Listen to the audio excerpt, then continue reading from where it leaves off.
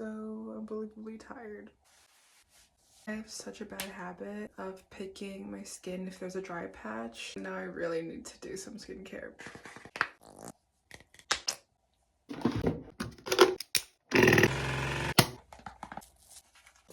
I always brush my brows before bed as well because I always want them to grow in an upward direction.